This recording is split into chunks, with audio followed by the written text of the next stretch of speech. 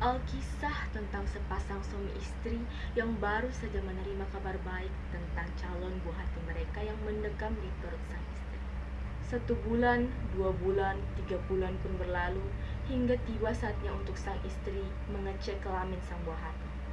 Di ruang tunggu, sang istri mengelus-elus perutnya yang menggembung sambil berkata, "Jika dirimu seorang laki-laki, maka akan kuberi nama Yusuf."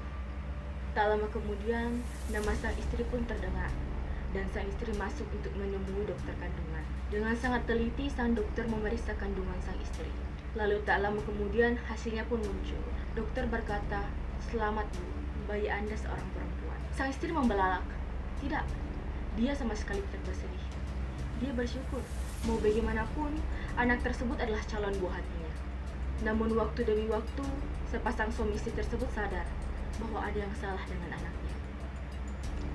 Anaknya semakin nakal, tak ingin mendengar, rewel, dan selalu meracau, hingga sang anak menduduki kelas 3 SD. Awalnya sepasang suami istri tersebut tidak begitu menghiraukan, hingga suatu waktu mereka bersiap-siap untuk mendatangi pesta pernikahan saudara. Sang istri duduk manis di bawah tenda, sedangkan sang suami menemani anak untuk membeli jajan yang sedari tadi ia rewelkan. Sang suami dan buah hatinya berpapasan dengan seorang kakek-kakek tua dengan setelan hitam. Kakek tua tersebut menghentikan mereka, lalu berbicara, "Sebenarnya kamu masih memiliki 1 orang anak lagi. Namanya Yusuf." Kakek tersebut memberi jeda, mengacungkan tangan yang berada tak jauh dari tempat mereka berdiri. Anak tersebut bersembunyi di sana. Ia malu karena dia tidak memiliki selembar pakaian. Lanjut sang kakek. Sang suami terbelalak.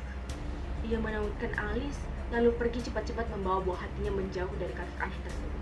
Setelah pulang dari acara pesta pernikahan, sang suami pun memberanikan diri untuk berbicara kepada sang istrinya, menceritakan semua hal yang kakek tersebut katakan padanya.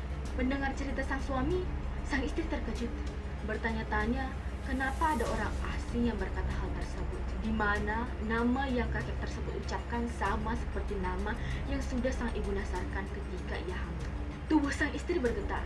Dengan mata yang berkaca-kaca, suara yang pecah ia berucap, "Aku pernah berkata seperti itu dahulu."